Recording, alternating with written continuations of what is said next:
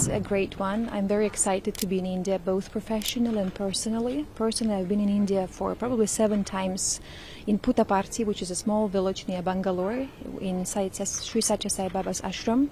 And he's my beloved guru. So again, being here as a deputy minister with my official visit is of a huge excitement.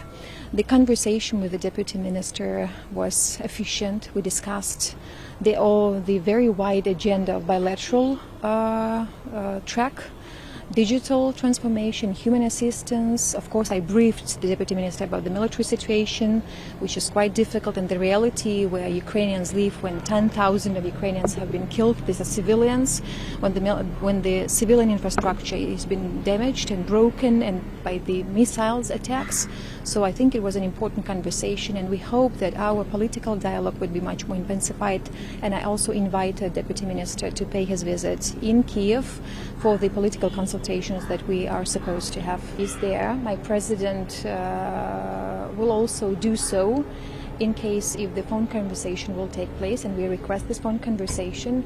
I think that India as a global player really is a Vishwaguru of the world, and this is what we also feel in Ukraine by actually fighting for the values. This is about justice, because the war that we have is not about NATO, it's not about the United States, it's about justice, because Russia has been questioning the very existence of my country.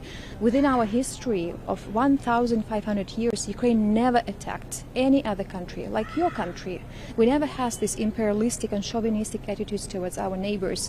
So I think for us it's crucial that we are the victim of the war, of unprovoked war, of the neo-colonial war.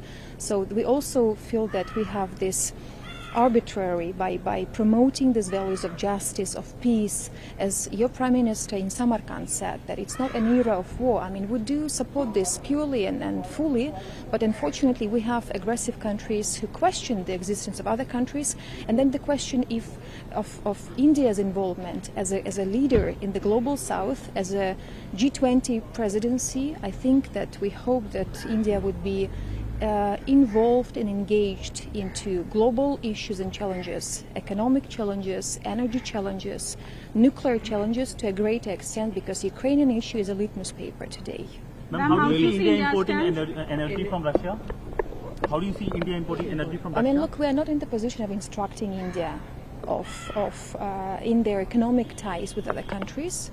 We only think that it's crucial to diversify all of the resources, not only energy but also military resources, because what we see in my country, when you are dependent from Russia, they will always use this blackmail instrument. So I think that India should be pragmatic in diversing the energy resources, in diversing military contracts, in diversing political interaction, and we feel that there is extraordinary time that we live in, and as my president Volodymyr Zelensky says, extraordinary times need extraordinary decisions. So of course Prime Minister Modi, with his 3D policy of democracy, dialogue, and to my knowledge it's diversity, I think that this 3D and no era of the war and strategic application is really, really important. So we hope that India and Ukraine would be, even though we're distant geographically, but we will become closer